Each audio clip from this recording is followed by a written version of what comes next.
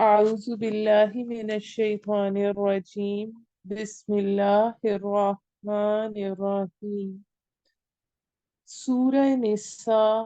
آیت نمبر 163 انا بے شک ہم نے اوحینا وحی کی واو ہا یا اوحینا کا روٹ ورڈ ہے اور یہ فعل ہے الی کا آپ کی طرف کما جیسا کہ اوحینا وہی بھیجی الا طرف نوحن نوح علیہ السلام پر کی طرف والنبیین اور نبیوں پر من بعدی جو اس کے بعد ہوئے وَأَوْحَيْنَا اور وہی بھیجی ہم نے الا طرف ابراہیم ابراہیم علیہ السلام کے واسماعیل اور اسماعیل علیہ السلام پر واسحاق ویعقوب اور اسحاق علیہ السلام اور یعقوب علیہ السلام پر والاسباطی اور اس کی اولاد پر اسباطی کا روٹ ورڈ ہے سین با طا یہاں اس سے مراد لفظی معنی اس کے اولاد کے ہیں یہاں اولاد یعقوب مراد ہے یعنی اسباط سے مراد قبائل ہے یعنی ہر قبیلہ ایک شخص کی اولاد تھا وعیسیٰ اور عیسیٰ علیہ السلام وایوب اور یونس وہارون وسلیمان اور ہارون اور سلیمان علیہ السلام وآتینا الف تا یا اس کا روٹ ورڈ ہے اور دی ہم نے داؤد علیہ السلام کو زبورا زبور ورسولا اور کئی رسول قد تحقیق قصصناہم قاف صاد اس کا روٹ ورڈ ہے جن کا احوال سنایا ہم نے ان کا یا قصہ سنایا ہم نے ان کا علیہ کا آپ پر من قبل اس سے پہلے ورسولا اور کئی رسول لم نہیں نقصصہم احوال سنایا ہم نے ان کا علیک آپ پر وکلم اور کلام کیا باتیں کی وکلم اللہ اللہ نے موسیٰ علیہ السلام سے تکلیما کلام کرنا یا بولنا رسولن رسول مبشرین خوشخبری دینے والے بشارت دینے والے باشین را اس کا روٹ ورڈ ہے ومنذرین اور ڈر سنانے والے نون زا را اس کا زال نون زال را اس کا روٹ ورڈ ہے اور ڈر سنانے والے لِأَلَّا تاکہ نہ یکونا ہو للناسی لوگوں کے لیے علی اللہ اللہ پر حجتن حجت الزام حجتم بعد الرسل رسولوں کے بعد وکانا اور ہے، وکان اللہ اللہ عزیزاً زبردست، حکیمہ حکمت والا، لیکن لیکن اللہ اللہ یشہد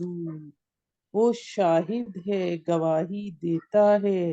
بما ساتھ اس کے جو انزلہ اس نے نازل کیا، نون زا لام اس کا روٹ ورڈ ہے، الی کا آپ کی طرف، انزلہ اس نے نازل کیا ہے اسے، بعلم اپنے علم کے ساتھ، اس کے علم کے ساتھ، والملائکۃ اور فرشتے، میم لام کاف اس کا روٹ ورڈ ہے، یشہدون گواہی دیتے ہیں، وکفا اور کافی ہے، کافا یا کفا کا روٹ ورڈ ہے اور یہ فعل ہے، باللہ اللہ، شہیدا گواہی دینے والا، حق ظاہر کرنے والا، ان الذین بے شک وہ لوگ، کفروا جو کافر ہوئے، وصدوا اور روکا، صاد دال دال اس کا روٹ ورڈ ہے اور یہ فعل ہے، ان سے، سبیل اللہ اللہ کے راستے سے، قد تحقیق، ضلوا وہ گمراہ ہو گئے، وعد لام لام اس کا روٹ ورڈ ہے، ضلالم گمراہی میں، بعیدا دور کی، ان بے شک ان الذین وہ لوگ، کفروا جو کافر ہوئے، وظلموا اور ظلم کیا، لم ہرگز نہیں، یکن ہوگا، یکن اللہ اللہ، لیغفر کہ بخش دے، لہم ان کو، ولا اور نہ،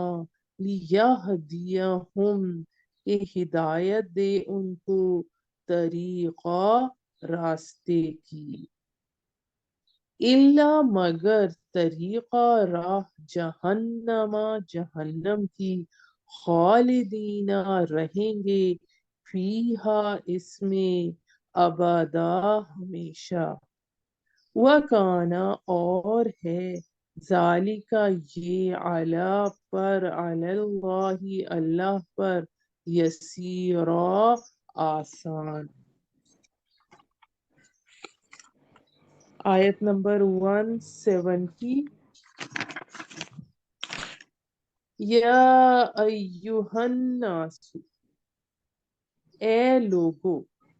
ناسو کا روٹ ورڈ ہے نون واو سین، قد تحقیق، جاءکم آ گیا تمہارے پاس، جاء فعل ہے یہ، جاءکم الرسول رسول، بالحق کی ساتھ حق کے، من ربکم تمہارے رب کی طرف سے، فآمنوا اب یہ امر کا صیغہ آ رہا ہے، الف میم نون اس کا روٹ ورڈ ہے، پس ایمان لے آؤ، خیرن بہتر ہے، لکم تمہارے لیے، وَإِن اور اگر تکفروا تم کفر کرو گے، فَإِنَّ پس بے شک، للہ اللہ کے لیے ہے، ما جو فی السماوات آسمانوں میں ہے، والارض اور زمین میں، وکانا اور ہے، کان اللہ اللہ، علیما مسلسل علم والا، علیمن مسلسل علم والا، حکیمہ مسلسل حکمت والا۔ آیت نمبر 171، یا اہل الکتاب اے اہل کتاب، لا نہیں، تغلو تم غلو کرو، تم مبالغہ کرو، غین لام واو اس کا روٹ ورڈ ہے، فی میں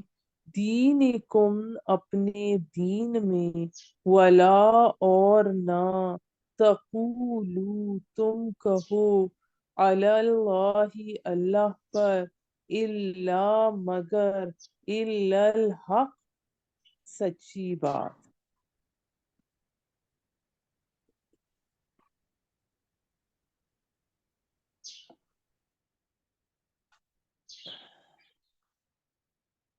انما اس کے سوا نہیں، بے شک، انما المسیح مسیح، عیسی ابن مریم عیسیٰ بیٹا مریم کا، رسول اللہ رسول ہے اللہ کا، وکلمتہ اور اس کا کلام، القاہا لام قاف یا اس کا روٹ ورڈ ہے، ڈالا ہے اس کو، الا طرف، مریم مریم کے، وروح اور روح ہے، منہ اس کے ہاں کی، فآمنو پس ایمان لے آؤ، الف میم نون اس کا روٹ ورڈ ہے، امر کا صیغہ ہے، باللہ اللہ پر، ورسولہ اور اس کے رسولوں پر، ولا اور نہ، تقولو کہو، ثلاثہ تین ہے، یعنی خدا تین ہے، انتہو نون ہا یا اس کا روٹ ورڈ ہے، امر بالمعروف و نہی عن المنکر سے نکلا ہے، کہ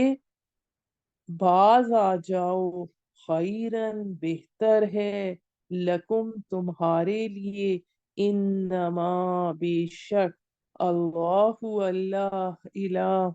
معبود ہے، واحد ایک، سبحانہ پاک ہے وہ، ان یکونا کہ ہو، لہو اس کے، ولد اولاد، لہو اسی کے لیے ہے، ماں جو فی السماواتی آسمانوں میں ہے، وما اور جو فی الارض زمین، وکفا اور کافی ہے، کافا یا کفا کا روٹ ورڈ ہے اور یہ فعل ہے، باللہ اللہ، وکیلا کارساز۔ جی اب ہم اس کا بامحاورہ ترجمہ اور تفسیر شروع کرتے ہیں اس رکوع کا۔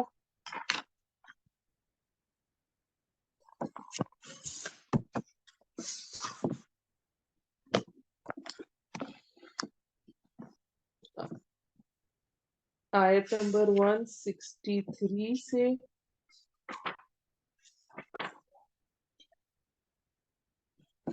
جی اس رکوع کے شروع میں ہمیں انبیاء اور رسول کے ناموں کا ایک خوبصورت گلدستہ نظر آتا ہے۔ قرآن پاک میں متعدد ایسے مقامات ہیں جہاں ایسے گلدستے خوبصورتی سے سجائے گئے ہیں۔ یہاں آپ کو پے در پے انبیاء اور رسول کے نام ملیں گے، پھر ان میں سے بعضوں کی اضافی شانوں کا بھی ذکر ملے گا۔ اس کے بعد جو اگلی آیت ہے وہ فلسفہ قرآنی کے حوالے سے، اس کے بعد آگے جو آیت آئے گی ایک وہ فلسفہ قرآن کے حوالے سے بہت اہم ہے، یعنی جس میں نبوت کا مقصد، جو آیت نمبر 165 ہے، کہ نبوت کا بنیادی مقصد اور فلسفہ بیان کیا گیا۔ اب ہم شروع کرتے ہیں آیت نمبر 163 سے، جس میں آتا ہے، اے نبی صلی اللہ علیہ وآلہ وسلم، ہم نے آپ کی جانب بھی وحی کی ہے جیسے ہم نے وحی کی نوح اور اس کے بعد بہت سے انبیاء پر بھی وحی کی تھی، اور ہم نے ابراہیم، اسماعیل، اسحاق، یعقوب اور ان کی اولاد کی طرف بھی وحی کی، اور عیسیٰ، ایوب، یونس، ہارون اور سلیمان کی طرف بھی وحی کی، اور بھیجے وہ رسول جن کا ہم اس سے پہلے آپ کے سامنے تذکرہ کر چکے ہیں، اور ایسے رسول بھی جن کے حالات ہم نے آپ کے سامنے بیان نہیں کیے۔ اب یہاں پر ظاہر ہے کہ قرآن مجید کا مقصد پوری دنیا کی تاریخ بیان کرنا تو نہیں، کہ انبیاء اور رسول کی مکمل فہرست دے دی جاتی، یہ تو کتاب ہدایت ہے، تاریخ کی کتاب نہیں ہے۔ پھر آیت نمبر 164 میں آتا ہے، اور موسیٰ علیہ السلام سے تو کلام کیا اللہ نے جیسا کہ کلام کیا جاتا ہے، یعنی یہاں پر حضرت موسیٰ علیہ السلام کی امتیازی شان کا ذکر ہے۔ اب یہاں اس میں ہمارے پاس جو انبیاء کا ذکر آیا اس کے حوالے سے ہم تھوڑی سی جو ڈیٹیل میں جاتے ہیں، تو جن انبیاء اور رسول کے اسماء گرامی اور ان کے واقعات قرآن مجید میں بیان ہوئے ہیں، ان کی تعداد 24 کے قریب آتی ہے، 25 یا 24، جس میں آپ کو ان کے نام بتائے دیتی ہوں: آدم، ادریس، نوح، صالح، ابراہیم، لوط، اسماعیل، اسحاق، یعقوب، یوسف، ایوب، شعیب، موسیٰ، ہارون، یونس، داؤد، سلیمان، الیاس، الیسع، زکریا، یحییٰ، عیسیٰ، ذوالکفل، اور حضرت محمد صلی اللہ علیہ وسلم وعلیہم اجمعین۔ اب یہ جو انبیاء رسول تھے، ان کے اصل میں تعداد کتنی تھی؟ ایک حدیث کے اعتبار سے 1,24,000 اور ایک میں 1,08,000 بتائی گئی ہے۔ بہرحال یہ سلسلہ نبوت حضرت محمد صلی اللہ علیہ وآلہ وسلم پر ختم کر دیا گیا ہے۔ اب ہم تھوڑا سا اس کے حوالے سے ان چیزوں کی تھوڑی سی ڈیٹیل میں اس طرح سے جاتے ہیں کہ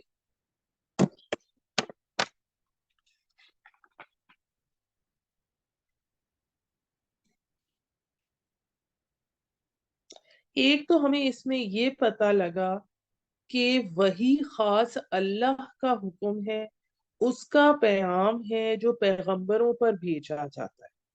اور انبیاء علیہ السابقین پر جیسے وحی نازل ہوئی ویسے ہی حضرت محمد صلی اللہ علیہ وآلہ وسلم پر بھی اللہ تعالیٰ نے اپنی وحی بھیجی، تو جس نے ان کو مانا اس کو ضرور ماننا چاہیے، اور جس نے اس کا انکار کیا گویا اس نے سب کا انکار کر دیا۔ اب حضرت نوح علیہ السلام اور ان سے پچھلوں کے ساتھ مشابہت کی وجہ شاید یہ ہے کہ حضرت آدم کے وقت جو وحی شروع ہوئی اس وقت بالکل ابتدائی حالت تھی، حضرت نوح علیہ السلام پر اس کی تکمیل ہو گئی، گویا اول حالت محض ابتدائی تعلیم کی تھی، اور حضرت نوح علیہ السلام کے زمانے میں وہ حالت پوری ہو کر اس قابل ہو گئی کہ امتحان لیا جائے، فرما برداروں کو انعام دیا جائے اور نافرمانوں کو سزا دی جائے۔ چنانچہ انبیاء اولو العزم کا سلسلہ بھی حضرت نوح علیہ السلام ہی سے شروع ہوا۔ جو اولو العزم انبیاء کا ذکر قرآن مجید میں آتا ہے وہ حضرت نوح علیہ السلام سے شروع ہوا، اور جو عذاب پہلا آیا وہ بھی حضرت نوح علیہ السلام کے وقت سے شروع ہوا، حضرت آدم سے شروع نہیں ہوا. یعنی کہ حضرت نوح علیہ السلام سے پہلے حکم الہی اور انبیاء کی مخالفت پر عذاب نازل نہیں ہوتا تھا. ان کو ڈھیل دے دی جاتی تھی، سمجھانے کی کوشش کی جاتی تھی. حضرت نوح علیہ السلام کے زمانے میں جب مذہبی تعلیم خوب ظاہر ہو گئی، لوگوں کو حکم خداوندی کے کو ماننے میں کوئی مشکل باقی نہ رہی، تو پھر نافرمانوں پر عذاب نازل ہوا. اور وہ پہلا عذاب تھا جو حضرت نوح علیہ السلام کے زمانے میں طوفان نوح آیا. اس کے بعد حضرت ہود، حضرت صالح، حضرت شعیب اور انبیاء کے زمانے میں کافروں پر قسم قسم کے عذاب آتے رہے. اور آپ صلی اللہ علیہ وآلہ وسلم کی تو وحی کو میں حضرت نوح اور ان کی پچھلی جو حضرت نوح علیہ السلام اور جو بھی قومیں گزری تھیں مشرکین مکہ کو تنبیہ کر دی گئی کہ جو اس قرآن کو نہیں مانے گا وہ اسی طرح کے عذاب عظیم کا مستحق ہوگا. اب حضرت نوح علیہ السلام کی ذات خود ایک معجزہ تھی. 950 سال کی عمر آپ کو عطا کی گئی، جس میں آپ کا نہ کوئی دانت گرا تھا، نہ کوئی بال سفید ہوا تھا، نہ آپ کی جسمانی طاقت میں کمی آئی تھی، اور پوری عمر قوم کی ایذا رسانیوں کو آپ صبر کے ساتھ سہتے رہے.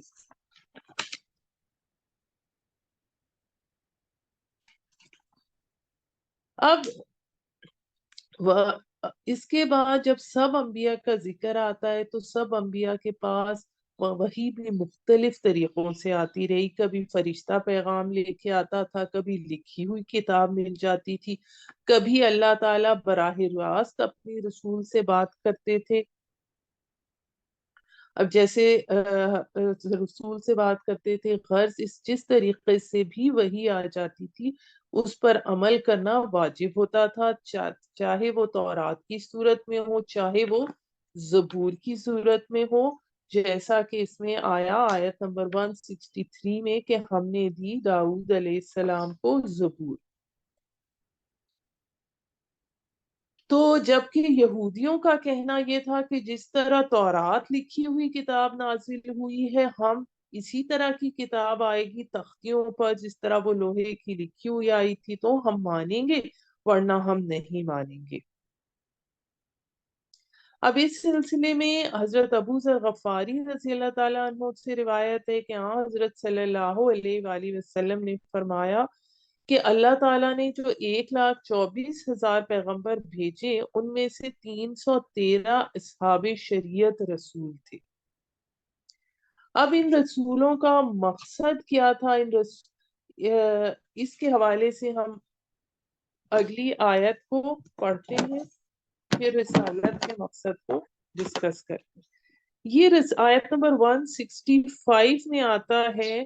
یہ رسول بھیجے گئے بشارت دینے والے اور خبردار کرنے والے بنا کر،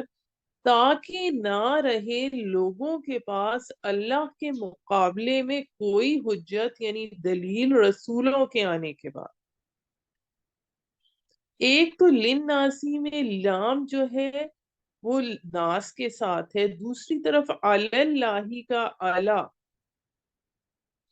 تو للناسی کے معنی ہے لوگوں کے حق میں حجت، جبکہ علی اللہ کے معنی ہے اللہ کے خلاف حجت. اور اللہ زبردست ہے، حکمت والا ہے، یعنی کہ جو آخرت میں حساب ہونا ہے، جو احتساب ہونا ہے، اس کا فلسفے کو یہاں سمجھایا گیا ہے کہ قیامت کے دن ہر کسی کا امتحان ہوگا اور اس امتحان سے نتائج نکلیں گے، کوئی پاس ہوگا اور کوئی فیل. لیکن ظاہر ہے پیپر سے پہلے کچھ پڑھایا جانا بھی ضروری ہے، کسی کو جانچنے سے پہلے کچھ دیا بھی جاتا ہے. تو ہمیں یہ دیکھنا ہے کہ قیامت کے امتحان کے لیے ہمیں کیا پڑھایا گیا، اور جانچ پڑتال سے پہلے ہمیں کیا دیا گیا ہے، سلیبس کیا ہے. تو قرآن کے بنیادی فلسفے کے مطابق اللہ تعالیٰ نے انسان کو سمع، بصر اور عقل، تین بڑی چیزیں دی ہیں۔ پھر اللہ تعالیٰ نے انسان کے اندر روح بھی ودیت کر دی ہے، نفس انسانی میں خیر اور شر کا علم بھی رکھ دیا ہے۔ ان باتوں کی بنا پر انسان وحی الہی کی رہنمائی کے بغیر بھی اللہ کے حضور جواب دہ، اکاؤنٹیبل ہے، کہ جبکہ اس کی فطرت میں نیکی اور بدی کی تمیز رکھ دی گئی ہے تو پھر وہ بدی کی طرف کیوں گیا؟ اگر کوئی نبی یا رسول نہ بھی آتا، کوئی کتاب نہ بھی نازل ہوتی، تو پھر بھی اللہ تعالی کی طرف سے آخرت کا محاسبہ ناحق نہیں تھا، کیونکہ وہ بنیادی چیزیں جو امتحان اور احتساب کے لیے ضروری تھیں وہ اللہ تعالیٰ انسان کو دے چکا ہے۔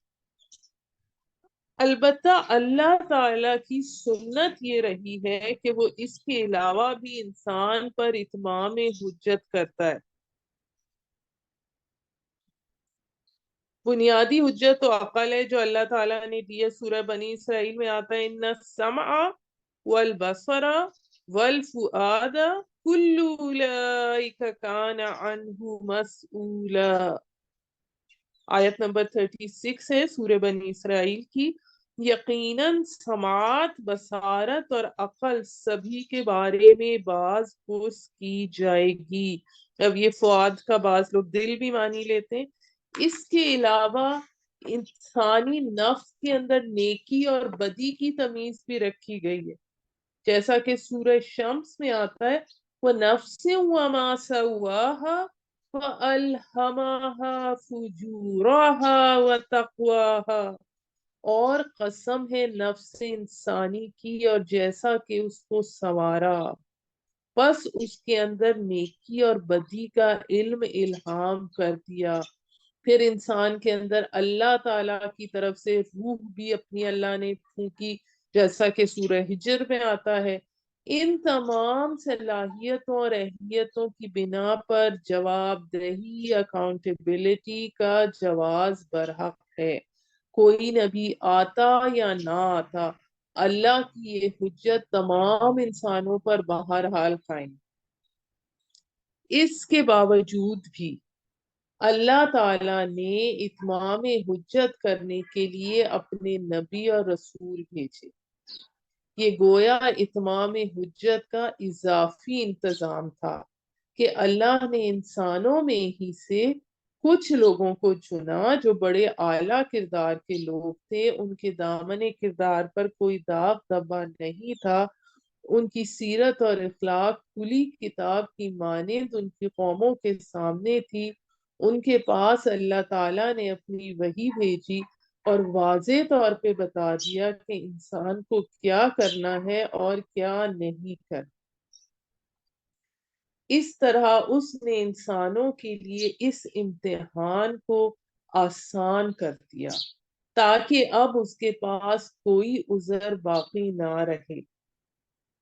یہ کوئی دلیل پیش نہ کر سکے کہ مجھے تو علم ہی نہیں تھا، پروردگار میں تو بے دین ماحول میں پیدا ہو گیا تھا، وہاں سب کے سب اسی رنگ میں لگے ہوئے تھے، یا میں تو 2 وقت کی روٹی کے دھندے میں مصروف رہا کہ مجھے کبھی ہوش ہی نہیں آیا کہ میں دین، ایمان، اللہ اور آخرت کے بارے میں سوچتا۔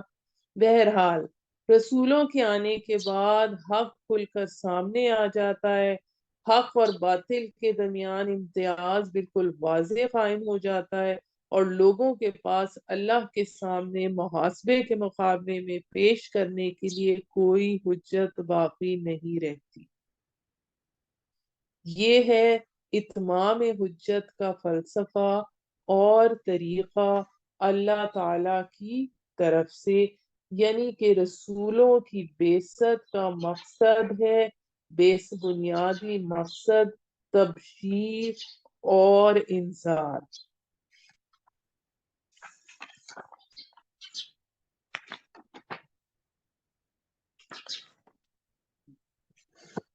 اس کے بعد اگلی آیت نمبر 166 میں آتا ہے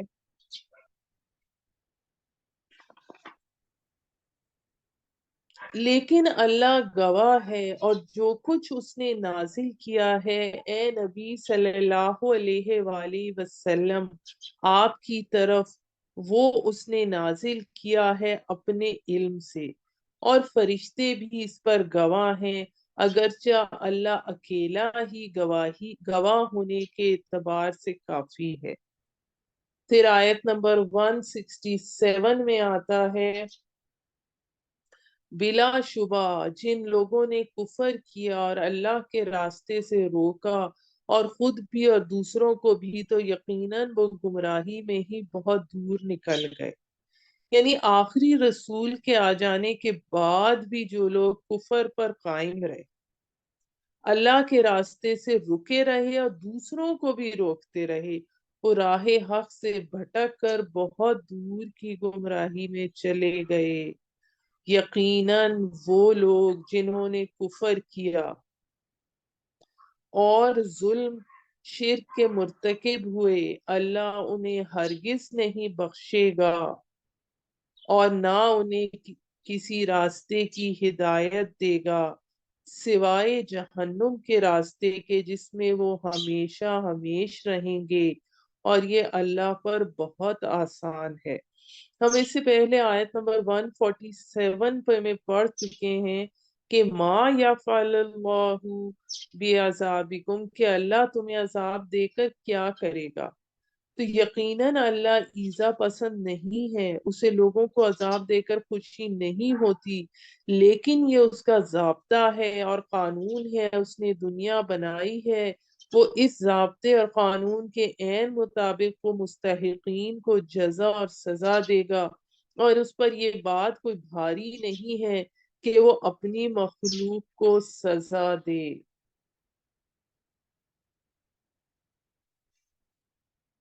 اب اس کے بعد آیت نمبر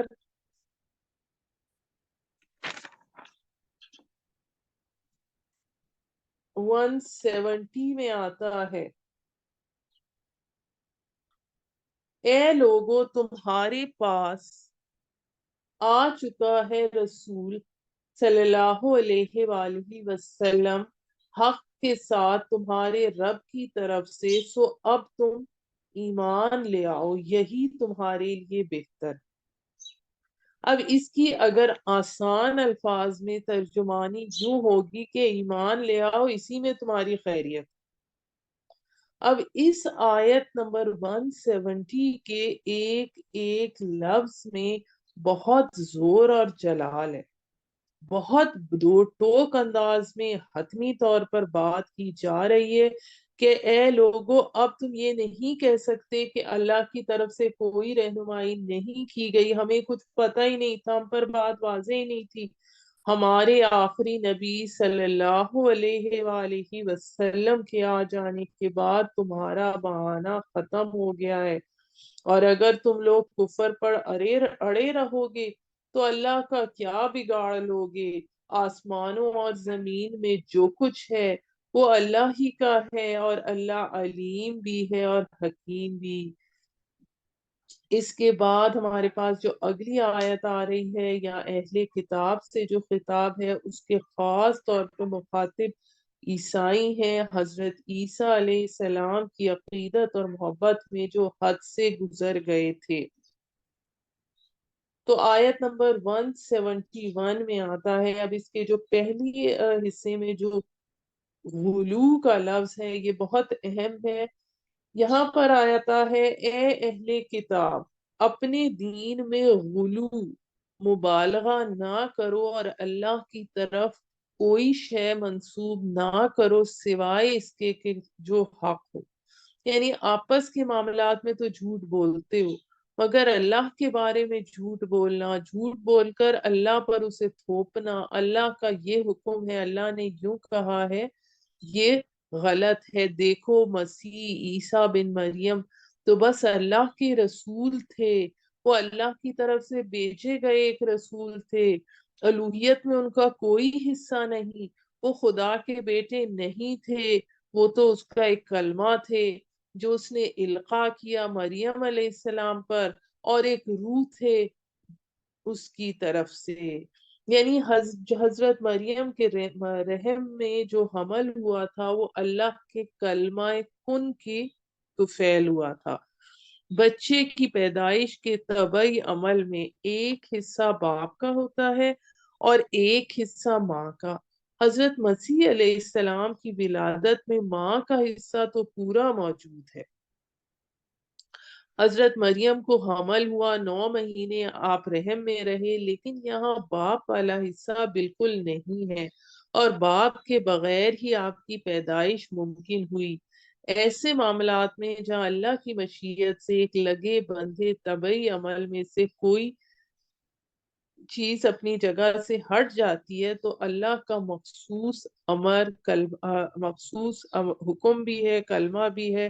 ان کی صورت میں کافی ہو جاتا ہے۔ اب یہاں پر اسی طرح جو روح منہ کا لفظ استعمال ہوا ہے، تو اگرچہ سب انسانوں کی روح اللہ کی طرف سے، لیکن ظاہر ہے تمام روحیں ایک جیسی نہیں ہوتی۔ روح محمدی صلی اللہ علیہ وآلہ وسلم کی شان اور عظمت کیا ہوگی؟ روح ایک نورانی شے ہے، ملائکہ بھی نور سے ہی پیدا ہوئے ہیں، انسانی ارواح بھی نور سے ہی پیدا ہوئی ہیں، لیکن سب انسانوں کی ارواح برابر نہیں ہیں۔ حضور صلی اللہ علیہ وآلہ وسلم کی روح کی اپنی شان ہے اور حضرت عیسیٰ علیہ السلام کی روح کی اپنی شان ہے۔ پھر آگے اس آیت میں آتا ہے، پس ایمان لاؤ اللہ پر، اس کے رسولوں پر، اور 3 خداؤں کا دعویٰ مت کرو۔ تثلیث کے عقیدے کا یہاں ذکر آ رہا ہے۔ باز آ جاؤ اسی میں تمہارے لیے بہتری ہے، خیریت ہے، یعنی یہ مت کہو کہ الہ 3 ہے، ایک میں 3 اور 3 میں ایک کا عقیدہ مت گھڑو، اور جان لو کہ اللہ تو بس ایک ہی الہ واحد ہے، وہ اس سے پاک ہے کہ اس کا کوئی بیٹا ہو۔ آسمانوں اور زمین میں جو کچھ ہے سب کچھ اسی کا ہے، اور اللہ کافی ہے بطور کارساز۔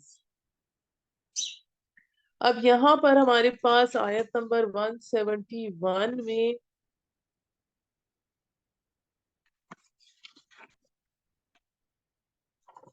میں ہمارے پاس کی تھوڑی سی ہم اس کی ڈیٹیل میں جاتے ہیں تو اس طرح سے اس کے بارے میں آتا ہے کہ امام غزالی فرماتے ہیں کہ کسی بچے کی پیدائش میں 2 عوامل کار فرما ہوتے ہیں، ایک ظاہر نطفہ ہے اور دوسرے اللہ کا کلمہ کن فرمانا، اس کے بعد ہی وہ بچہ وجود میں آتا ہے۔ اب حضرت عیسیٰ علیہ السلام کے حق میں چونکہ پہلا والا حصہ نہیں ہے، اس لیے آپ کو دوسرے حصے کی وجہ سے آپ کو کلمت اللہ کہا گیا۔ پھر اس میں ایک اور چیز یہ بھی آتی ہے کہ کلمت اللہ اس لیے کہا گیا ہے کہ یہ بشارت ہے اللہ کی طرف سے، کہ فرشتوں کے ذریعے حضرت مریم علیہ السلام کو حضرت عیسیٰ کی جو بشارت دی گئی تھی اس کی وجہ سے کلمے کا لفظ استعمال ہوا ہے۔ پھر یہ بھی آتا ہے کلمہ آیت اور نشانی بھی ہے۔ پھر ہم اس میں جو روح منہ کے لفظ پر غور کرتے ہیں تو جب کسی شے کی طہارت اور پاکیزگی کو بیان کرنا ہوتا ہے تو مبالغے کے لیے روح کا لفظ استعمال کیا جاتا ہے۔ حضرت عیسیٰ علیہ السلام کی پیدائش میں چونکہ کسی باپ کے نطفے کا دخل نہیں تھا، وہ صرف اللہ جل شانہ کے ارادے اور کلمہ کن کا نتیجہ تھے، اس لیے اپنی طہارت اور نظافت میں درجہ کمال کو پہنچے ہوئے تھے۔ اسی لیے عربی محاورے کے مطابق ان کو روح کہا گیا۔ جس طرح مساجد کی تعظیم کے لیے ان کی نسبت اللہ کی طرف دیکھ کے مساجد اللہ، یا کعبہ کی نسبت اللہ کی طرف دیکھ کے بیت اللہ کہا جاتا ہے۔ پھر اس کے حوالے سے اور جو اس میں رائے آتی ہیں، چونکہ یہ کافی کانٹرڈکٹنگ پوائنٹ ہے اس لیے ہم ان کو ڈسکس کر لیتے ہیں۔ کہ حضرت عیسیٰ علیہ السلام کی بعثت کا مقصد یہ بھی تھا کہ لوگوں کے مردہ دلوں میں روحانی حیات ڈال کر زندہ کر دی جائے، کریں ان کے دلوں کو۔ تو چونکہ وہ روحانی حیات کا سبب تھے، اس لیے ان کو روح کہا گیا ہے۔ بعض کی رائے یہ بھی ہے کہ روح کا استعمال راز کے معنی میں بھی ہوتا ہے، چونکہ حضرت عیسیٰ علیہ السلام اپنی عجیب و غریب پیدائش کی وجہ سے اللہ جل شانہ کی ایک نشانی اور راز تھے، اس لیے انہیں روح اللہ کہا گیا۔ اور پھر یہ بھی آتا ہے کہ چونکہ ذی روح ہونے کے حوالے سے سب انسان برابر ہیں، اس لیے حضرت عیسیٰ علیہ السلام کا امتیاز اس طرح سے ظاہر کیا گیا کہ ان کی نسبت اللہ جل شانہ نے اپنی طرف کر دی۔ پھر اس میں ایک رائے یہ بھی آتی ہے کہ روح جو ہے وہ نفخ یعنی پھونک کے معنی میں بھی ہے، اور حضرت جبرائیل علیہ السلام نے حضرت مریم کے گریبان میں اللہ کے حکم سے پھونک دیا تھا، اس لیے حمل قرار پایا تھا، اس لیے آپ کو بھی اس وجہ سے بھی آپ کو روح اللہ کہا گیا۔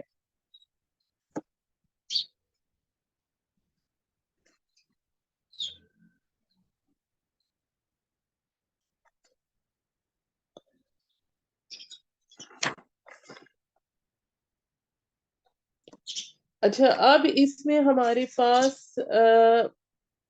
اور اس میں پھر یہی چیز، ایک اور چیز جو بار بار آتی ہے کہ نہ کہو تین تین خداؤں کی کے حوالے سے، اس کے حوالے سے اس طرح سے آتا ہے کہ جو عیسائیوں کے مختلف فرقے تھے اس میں سے ایک فرقہ تو یہ کہتا تھا کہ حضرت عیسیٰ علیہ السلام عین خدا ہے اور خدا بشکل مسیح دنیا میں اتر آئے۔ پھر ایک فرقہ یہ کہتا تھا کہ حضرت عیسیٰ علیہ السلام اللہ کے بیٹے ہیں۔ پھر تیسرا فرقہ جو کہتا تھا وہ کہتا تھا کہ وحدت کا راز تین میں پوشیدہ ہے، جس کے بھی آگے دو گروہ تھے، جس میں ایک باپ، بیٹا اور مریم تھے، اور دوسرے جو تھے جس میں حضرت جبرائیل علیہ السلام کو حضرت مریم کی جگہ رکھا گیا تھا۔ تو اللہ تعالیٰ نے ان سب کو اس کا ذکر کیا ہے اور یہ فرمایا ہے کہ مت کہو تین خداؤں کو، تین خدا ہیں۔ اور اس حوالے سے اور قرآن مجید میں مختلف جگہ پر قرآن کریم میں تینوں کو جدا جدا بھی مخاطب کیا گیا ہے اور اکٹھا بھی مخاطب کیا گیا ہے۔ مقصد یہ ہے کہ نصارہ پر، عیسائیوں پر یہ واضح کر دیا گیا ہے کہ حق ایک ہی ہے، وہ یہ کہ حضرت عیسیٰ علیہ السلام جو ہے وہ حضرت مریم کے بطن سے پیدا شدہ انسان تھے اور خدا کے رسول۔ پھر ہمارے پاس اس میں ایک چیز جو اس آیت کے شروع میں بہت اہم ہے، جس کا پہلے ذکر کرنا رہ گیا، وہ ہے غلو۔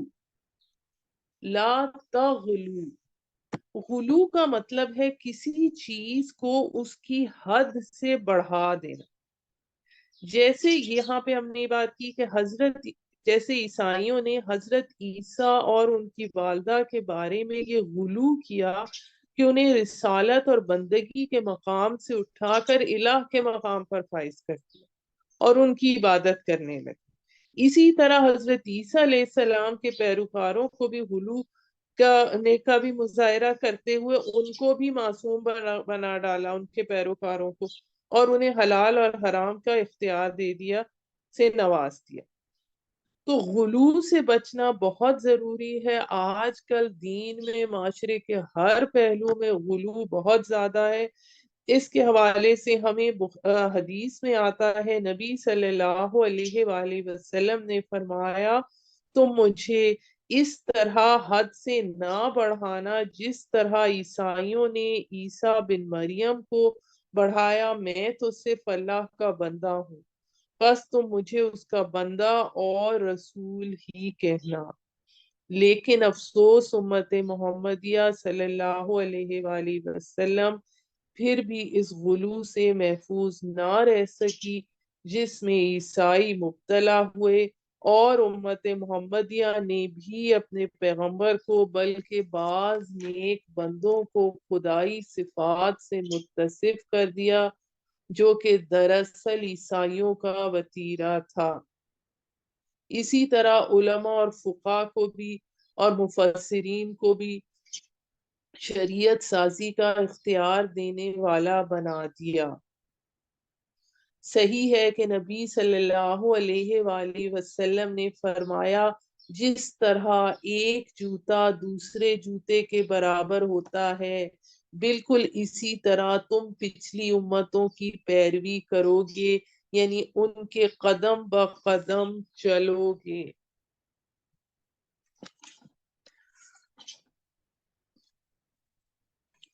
پھر سے میں اس کو تھوڑا سا ایکسپلین کرتی ہوں۔ دین میں غلو حرام ہے، اور دین میں غلو یہ ہے کہ دین میں جس چیز کی جو حد مقرر کی گئی ہے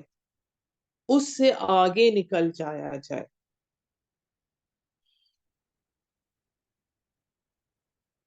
اب اس میں غلو جو تھا یہود اور نصارہ دونوں نے کیا، دونوں فرقے غلو اور پھر دین کے شکار ہوئے، کیونکہ نصارہ نے تو حضرت عیسیٰ علیہ السلام کو ماننے اور ان کی تعظیم میں غلو کیا، ان کو خدا یا خدا کا بیٹا یا تیسرا خدا بنا دیا، اور یہود نے ان کو نہ ماننے اور رد کرنے میں غلو کیا کہ ان کو رسول بھی نہ مانا، بلکہ معاذ اللہ ان کی والدہ ماجدہ مریم پر تہمت لگائی اور ان کے نسب پر عیب لگایا۔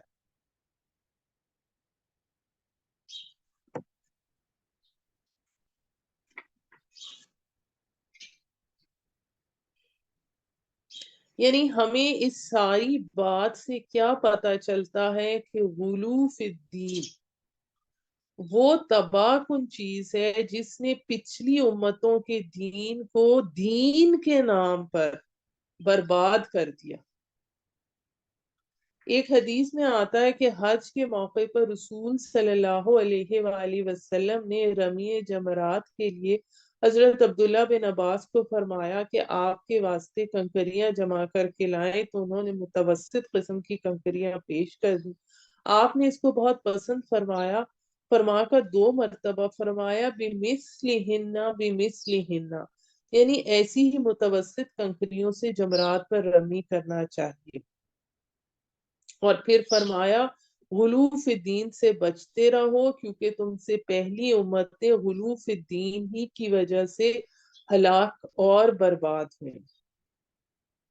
یعنی یہ بھی ایک مسنون طریقہ ہے کہ جو کنکریاں رمی کے لیے استعمال ہوتی ہیں وہ نہ بہت بڑی ہوں اور نہ بہت چھوٹی ہوں، اور بہت بڑے بڑے پتھر اٹھا کر پھینکنا بھی غلو فی الدین میں شامل ہے۔ اسی طرح ہر چیز کی وہ حد شرعی جو نبی صلی اللہ علیہ وآلہ وسلم نے اپنے قول اور عمل سے متعین فرما دی، اس سے تجاوز کرنا غلو ہے۔ یعنی کوئی چیز کسی چیز کا قرآن میں حکم ہے اور آپ یا حدیث سے ثابت ہے، اور آپ آج کے فقہا آج کے مفسرین کی بات اس کے خلاف لے کر اپنی آسانی کے لیے اس پر عمل کرتے ہیں، تو پھر یہ غلط ہو جاتا ہے۔ مسنون حد کے مطابق اس کو قرآن اور رسول صلی اللہ علیہ وآلہ وسلم کی حدود کے مطابق اس پر عمل کرنا ضروری ہے۔ اور پھر اسی کے نتیجے میں جو حب دنیا ہوتی ہے، اسی کے نتیجے میں پھر انسان غلو تک پہنچتا ہے، پھر بدعت تک پہنچتا ہے، اور بدعت کے بارے میں آتا ہے کہ ہر بدعت گمراہی ہے اور ہر گمراہی کا انجام جہنم ہے۔ یعنی بدعت اس چیز کو کہا جاتا ہے جو حضرت صلی اللہ علیہ وآلہ وسلم کے قول و عمل میں یہ صراحتاً یا اشارتاً موجود نہ ہو۔ اب اس میں ہمیں یہ بھی پتہ چلتا ہے کہ ہر آنے والی نسل نے مختلف اللہ کے رسول کی تعلیمات میں اپنی مرضی سے اضافے کر لی، جس میں یہاں تک کہ پتہ ہی نہ رہا کہ اصل دین کیا ہے اور لوگوں کے اضافے کیا ہے۔ اب آج کی امت مسلمہ اسی غلو کی بری طرح شکار ہے۔ دین کے سارے شعبوں میں غلو کے آثار نمایاں ہیں اور بہت زیادہ ظاہر ہیں، جو انتہائی مہلک ہیں، انتہائی مضر ہیں۔ اب اس میں دو ایکسٹریمز آ جاتی ہیں۔ ایک ایکسٹریم تو اس طرح سے آتی ہے کہ آپ قرآن کو سمجھنے کے لیے آپ کو کہتے ہیں ہمیں استاد کی ضرورت ہی نہیں، ہم تو قرآن خود ہی سمجھ لیں گے۔ یعنی آپ کو انجینئرنگ کے لیے، میڈیکل کے لیے، ان سب کے لیے تو استاد کی ضرورت ہے، لیکن قرآن کو سمجھنے کے لیے نہیں ہے، ہم خود سمجھ سکتے ہیں۔ ایک تو یہ ایک حد ہے۔ دوسری طرف جو حد ہے وہ یہ ہے کہ اندھا دھند جس کو چاہا اپنا پیشوا بنا لیا، مقتدا بنا لیا، اس کی اندھی تقلید شروع کر دی، یہ بھی معلوم نہیں کیا کہ جس کو ہم پیشوا بنا رہے ہیں وہ قرآن اور سنت پر چل رہا ہے کہ نہیں، اس کو قرآن و سنت کے مخالف تو نہیں ہے۔ تو اس لیے ان دونوں کے درمیان کا طریقہ بتایا کہ کتاب اللہ کو رجال اللہ سے سیکھو اور رجال اللہ کو کتاب اللہ سے پہچانو۔ اب کوئی شخص دین کے بنیادی فرائض ہی ادا نہیں کر رہا تو ظاہر ہے پھر اس کی بات کی وقت نہیں رہتی۔ تو پھر اس میں یہ دیکھنا ضروری ہے کہ زندگی جس کی کتاب و سنت کے رنگ میں رنگی ہوئی ہو تو پھر اس کا اتباع کیا جائے۔ سبحان ربک رب العزت عما یصفون والسلام علی المرسلین والحمد للہ رب العالمین۔